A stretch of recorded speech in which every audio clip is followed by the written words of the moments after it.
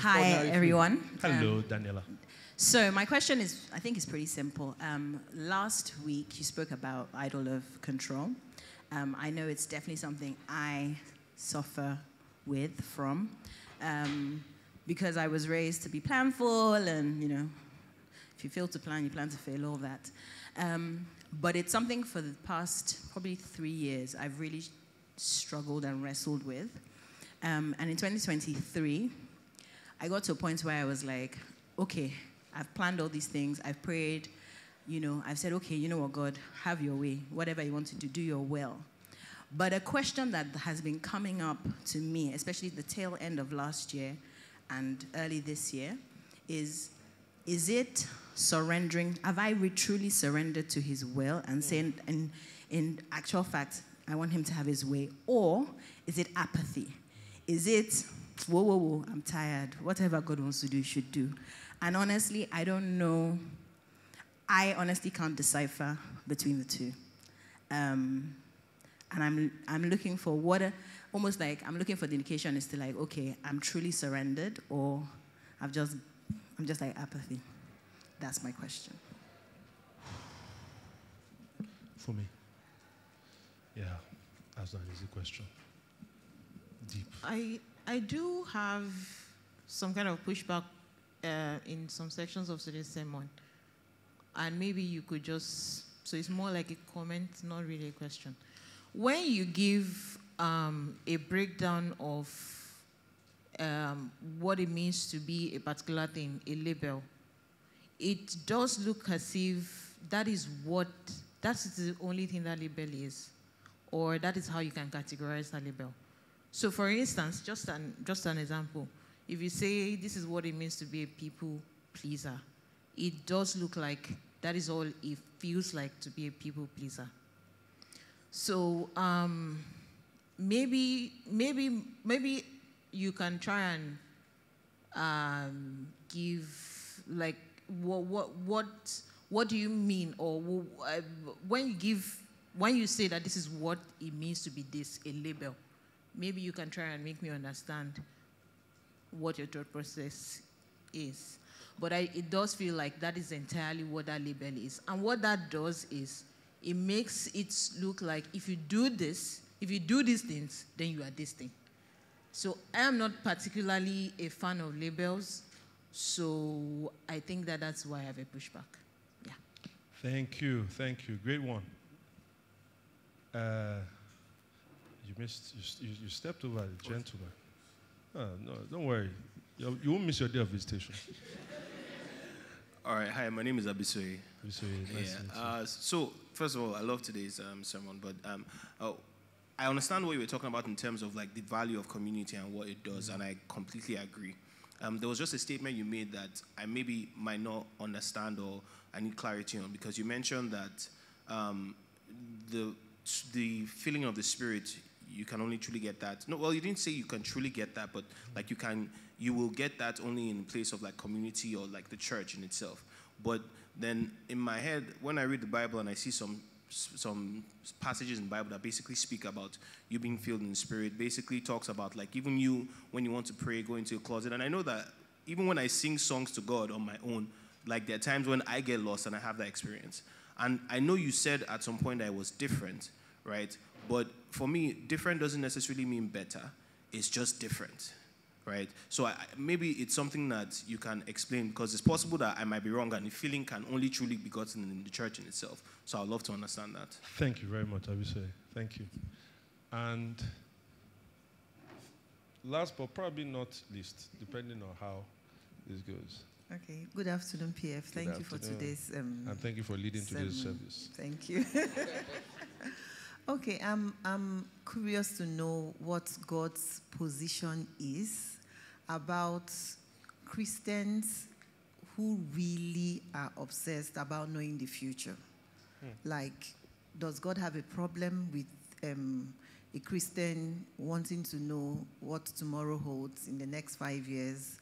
Or does it mean that you're not walking in faith? Because it's become a trend with believers to say, oh, this person is a prophet. I hear people say things like, oh, this person can see visions. I have a friend who told me they had to go to a pastor who sees to say, tell us about our children, what they will become. And it looks almost very normal. People go to pastors, prayer houses, who is going to be my spouse? Will I be rich? Will I be poor? Will I be, So what's God's position about that? I want to know the future. I want to know the future of my children. And it's just become an obsession such that most times when people gather for prayer meetings, I do not have any issues with Hallelujah Challenge, but then stuff like that, there is this intensity with which people pray, not because they really want God's will, but I want to know my future. So what does the Bible say about that?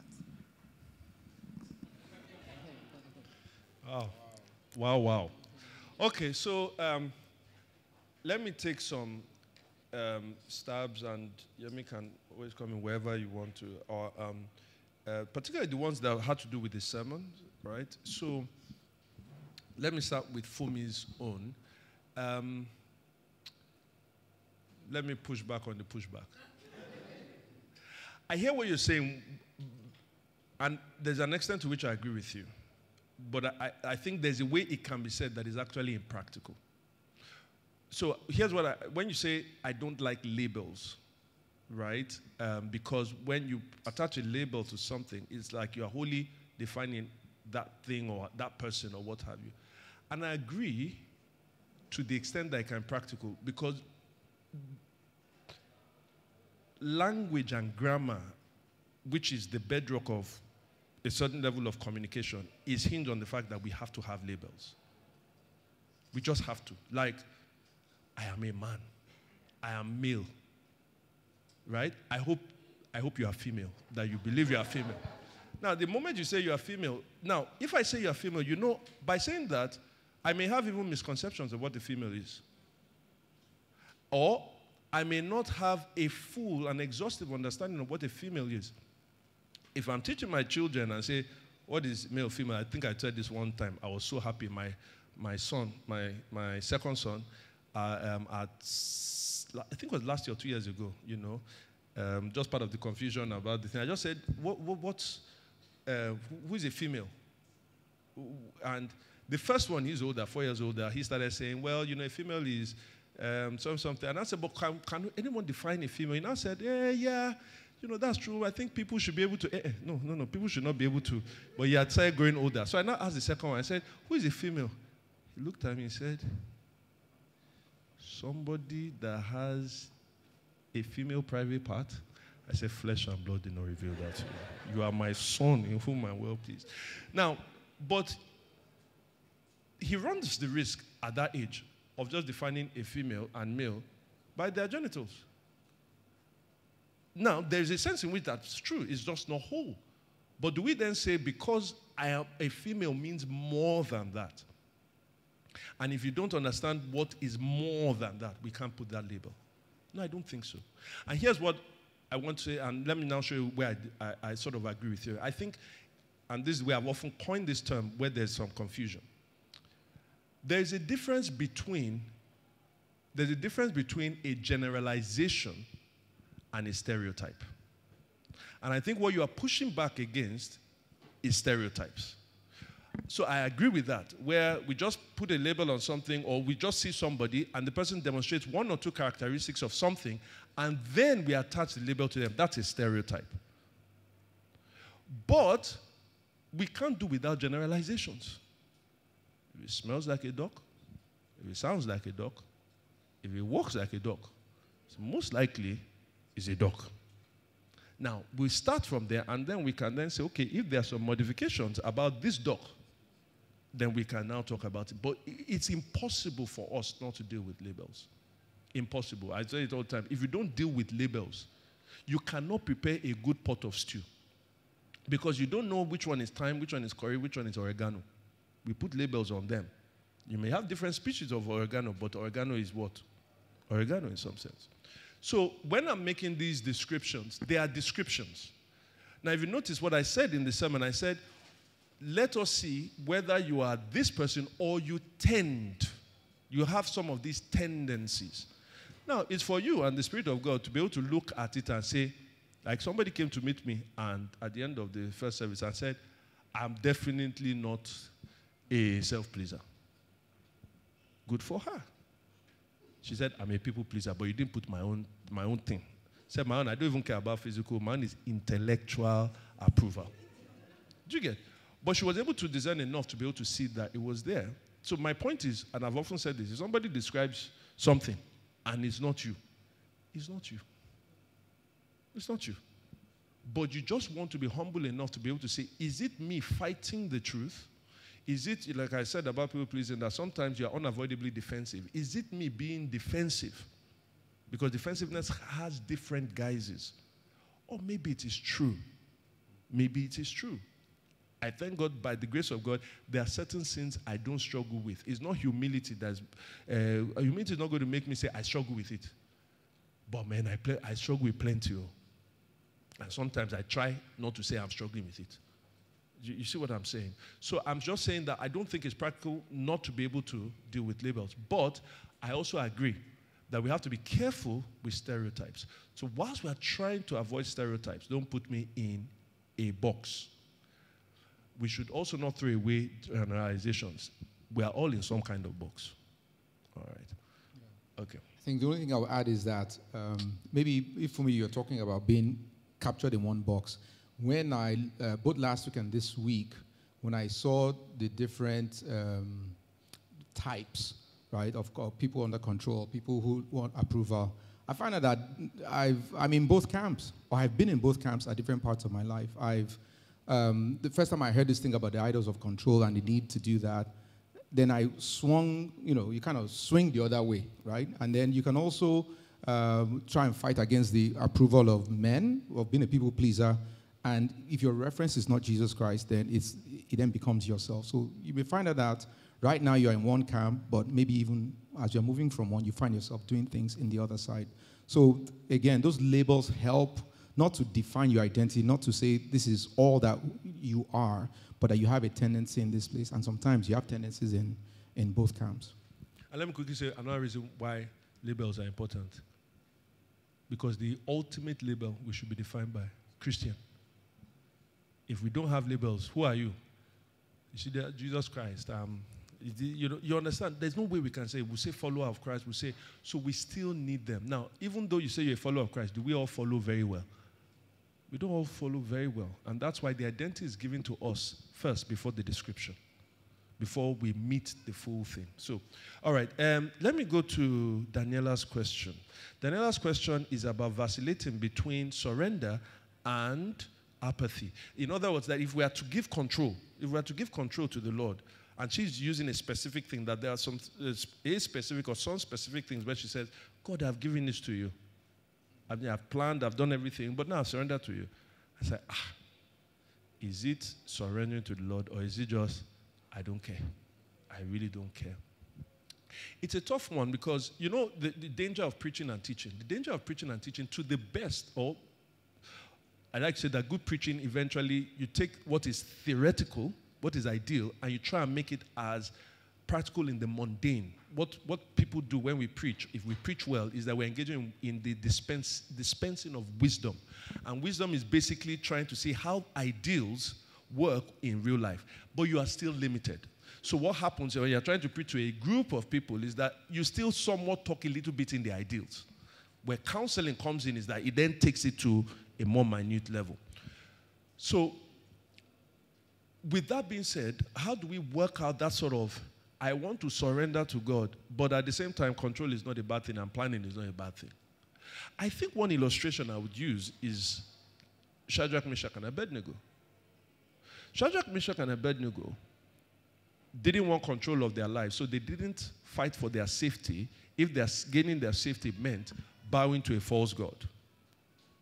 And no matter how many times Nebuchadnezzar tried to persuade them, they said, look, eventually we're not going to bow. And then the final part, what happened? He said, O king, our God is able to save us, is able to deliver us. But even if he doesn't, we will not bow.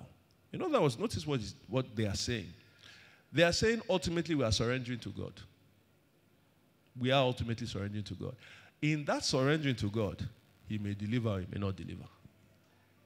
So in other words, actually, I think Shadrach, Meshach, and Abednego did not want to die. I don't think they wanted to die. But they were like, but they aren't scared of dying. Two things. And so I think that when it comes to issues of surrender, here's how I think about surrender. It's not caring too much about a particular thing, caring much more about what God means to us. So there's a part in surrender, and it can go two ways. There's a part in surrender where is this? God, I really want this thing, and I'm not going to stop wanting it. But what I'm trying to do now is that I surrender my want of this thing to wanting you more. So I can still pursue it. I can still plan for it. I can still be available for it. But I'm working much more at wanting you more. That's one way. There's another way of working that. God, I want you more. And the way I'm going to demonstrate that I want you more than this thing because it's such a problem is I am putting it down. How do we know which one to take? Especially the second one. I don't know how to explain it. I don't think it can be explained.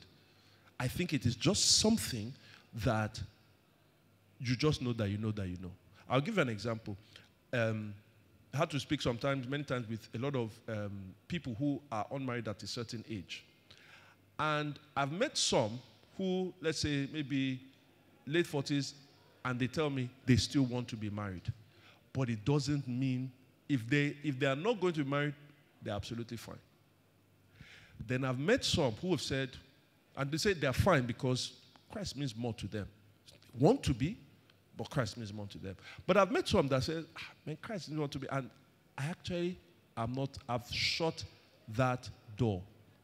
And they will say, very simple, this person said to me, or in fact two, I am not condemning those who are my age and want to get married, though. More power to them. But between me and God, I've just come to the point where surrender means putting that down. That person needs to have a personal conviction. So I think surrender, as I'll just recap, surrender is about wanting God more than anything. But that wanting God more than anything could work out in a way that you still pursue it in some way, but it's different. Or you actually decide, based on certain convictions and everything, you know that you don't want to pursue it again. Apathy, on the other hand, was not driven by really wanting God. Now, sometimes we have to be careful with that because sometimes, as you said, it is apathy.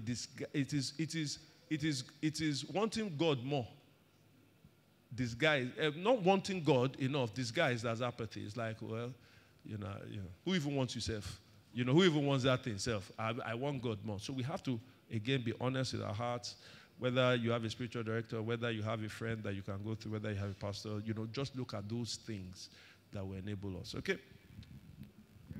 I think the only thing on the apathy side is that your prayers are sometimes an indicator. If you are engaged with God and struggling over something, and I think that if you neglect to pray, it may be an indication that you are apathetic about that outcome. But if you are praying and engaging with God and fighting to have God more and more of that thing, then I think that's the way you then avoid the apathy label. Yeah, and I think your question is actually the easiest one because I agree with you. If you check, I think the person, I quoted from Paul, Ephesians 5:18, about being filled in the Spirit. The funny thing is that Paul actually only uses that expression once. The person that actually uses the expression almost all the time is someone closely associated with Paul, Luke. And it's not just, most people go to Acts 2 verse 4, they were, the Spirit came, they were filled with the Spirit, and then they spoke in other tongues. Actually, that's the beginning of the book of Acts, but Luke has another book, the Gospel of Luke. And just read the first chapter, how many times he uses it. So we have Zechariah, Mary, and Elizabeth. I keep forgetting there was one of them that he didn't say that. It's probably Mary. But I know Zechariah was filled with the Spirit and he prophesied. Then I think Elizabeth also filled with the Spirit, or Mary filled with the Spirit and prophesied. They weren't in community, right? Necessarily. Well, Zechariah was sort of. But it wasn't like church community. You see what I mean? So you can be filled with the Spirit, and I hope we are filled with the Spirit in our individual lives. Like, you should have personal worship time. You should have personal prayer. Right? I try to want to be filled with the Spirit anytime I'm preparing for a sermon, and try to finish my sermon early so that I can be praying, worshiping, so that I'm not just delivering a presentation, a talk. And that, I think, is the difference between a talk and a presentation and an actual sermon, is that you are trying to get God's anointing on top of that. So I agree. But what I said was, and I think I tried to make that thing, I said, and I think you pointed out, I said, there is a different way that you are filled with the Spirit that you can only get in community. All right? And what that means is, you are severely deficient if you are not getting that. It's not, well, I get filled with the Spirit individually, so why do I need this other one? I'm okay, as some people say. No, you are not okay. But the problem is that you are so not okay that you don't know that you are not okay. And so that's why you do have to be. And it's not, I said it's not just community, it's church. And in church, you get community, you get teaching and preaching, you get prayers, and then you get worship and many other things, a one-stop shop. So the both of them work hand in hand. Mm-hmm. Sorry, at one point to add on the filling of the Spirit, and I think it was also related to the feeling and the comfort and the assurance and the testimony we get by being filled with the Spirit. If you read 1 Corinthians 12 to 14, is where we get the understanding that the gifts of the Spirit, by the way, are demonstrated in community. If all of us have individual gifts, I think if we're only filled by the Spirit by ourselves in our own rooms, we would not fulfill what even the point of having those gifts are. It is in community that when we are filled with the Spirit, and that Spirit is demonstrated, whether it's prophecy, whether it's word of wisdom, whether it's tongues and its interpretation. So that's another way in which the community ethos is important for the filling of the Spirit. Final question on what I call predictive prophecy. Because prophecy has different dimensions. Some of it is predictive prophecy, but some of it isn't, right? You know that tongues are prophecy, so there's a prophecy where you are praising. There's prophecy where, I said speaking in tongues, there's prophecy where there are visions and different things. So what about this prophecy, about seeking these prophecies? What does the Bible say about seeking it? Obviously, I can't take you to a verse and chapter, so let me try and summarize. The concern that you express is a concern I have, and I would say, I don't know how deeply concerned you are, but I'll tell you why I'm deeply concerned about it. It's because it follows a natural pattern. And what is that natural pattern? Things are dangerous, not when we follow the wrong things, but when we follow the right things in excessive ways. And the danger that comes with that is when I see somebody following the right thing in an excessive way, I stay so far away from it that I don't engage it at all. That's why. So for me, it works in two ways. It leads people to go in the extreme, and then they get the falsehood there. But then the people who view it and see that this thing is so extreme, they run, not from the extreme, they run from it altogether. You see what I'm saying? So sometimes, honestly, when you are engaging and hearing how certain Christians are seeking the future and all that, it honestly, and I want to say this as humbly as I can, it almost feels like Christian soothsaying. It feels like Christian horoscope, Christian palm reading. You're not calling it that, and maybe you're not even seeing the palm. But honestly, I'm not going to share some of the ways I've seen people try to get this, some of the quote-unquote rituals that they have to do. And I'm like, to get that, you have to. I know Naaman said, Elisha said Naaman should go and bath in a river, but man, you are really specific about the river I need to go and bath in. As in, it's and as you said, it's being driven by this idolatrous need, as I'll call it that, an idolatrous need to know the future. But can I take it to another dimension?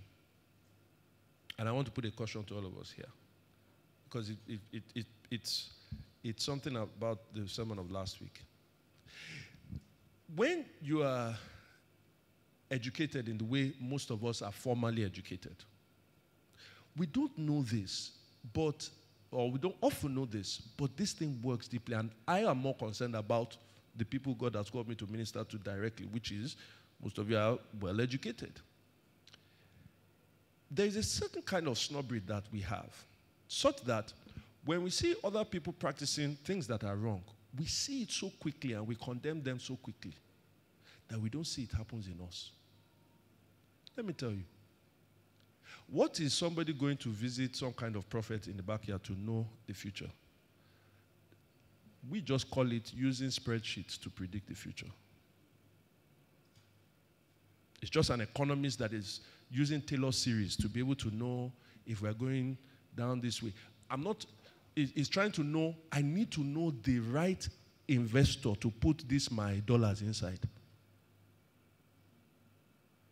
It's not really that much the same. The advent of the Enlightenment and almost like an idolatrous view of science, it brought with it something. So in philosophy, we call this period modernity. It brought with it a bastard twin sibling. It's called the craving for certainty. That is why among a lot of churches like ours, what we want is, I want to know God's will. And so we are looking for people that any small thing, give me a solution, give me a solution, give me a solution. Why we run to the hospital, any small thing, doctor, now give me the right pill that is going to solve the thing. We are looking for certainty in things. So even in our following of God, we want certainty in things. Should I put my money here? And when God is not working, we can just ask somebody, an advisor, and all of those things. Why am I saying all of that? I'm saying be very careful that what you see expressed in a way that is not how you are used to seeing things. You can condemn it, and at the same time, you are condemning yourself just because you express it in a different way. So with that being said, whether it is people that are not formally well-educated or those who are educated, there is a problem with a craving for certitude. We should know, the one thing I think God wants us to know with all certainty is basic and most important things about God. Who He is and what He's done, that we know, that we know, that we know. And then our relationship to that. So for instance, God is creator. We are created in His image, certainty. God came as Jesus Christ to die for us, so we are God's children, certainty. Jesus is coming back to renew this world, certainty.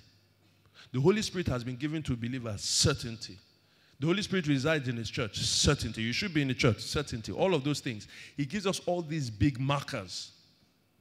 Then He calls us to live in the mystery of trust.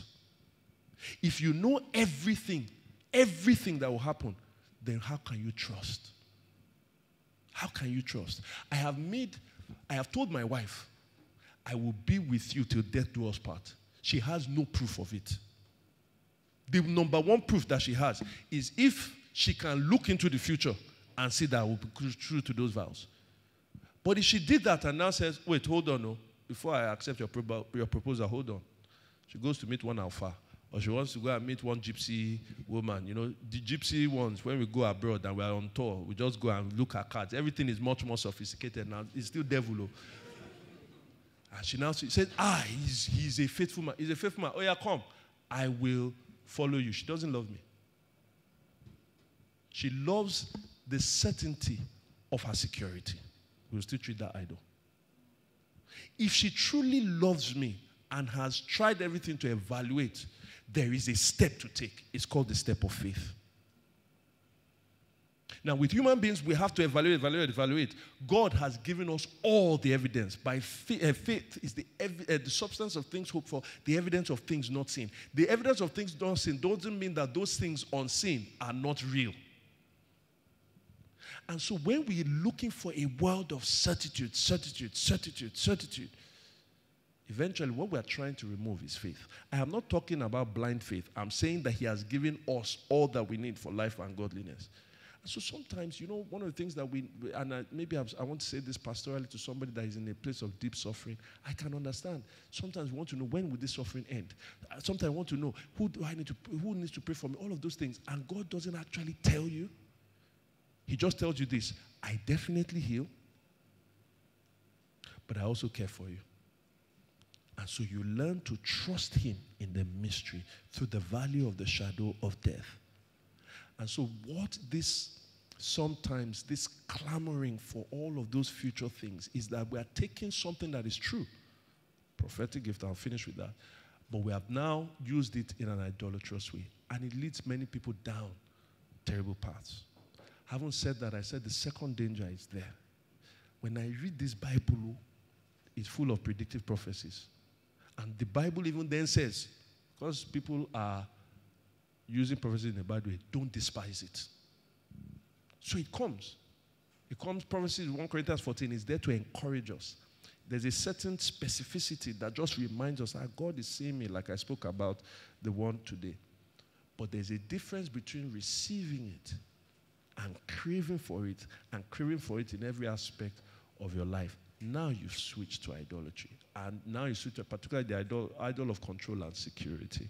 And that, I think, the Bible condemns, without condemning the fact that God still tells us about things sometimes in the future at his own time, in his own way, for his own good pleasure.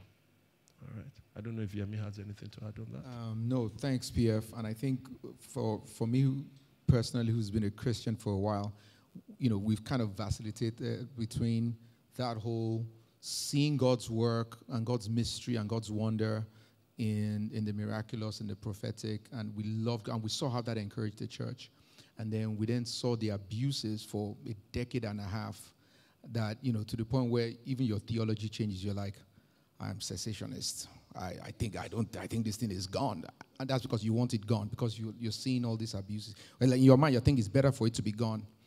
And then God helps us, and then you then see how God's direct intervention in people's lives serve as proof to people that he's there. It shows his love, shows his mercy, his kindness, and strengthens the church. And then you're like, nah, you can't let these things that you see that sort of makes your heart bleed.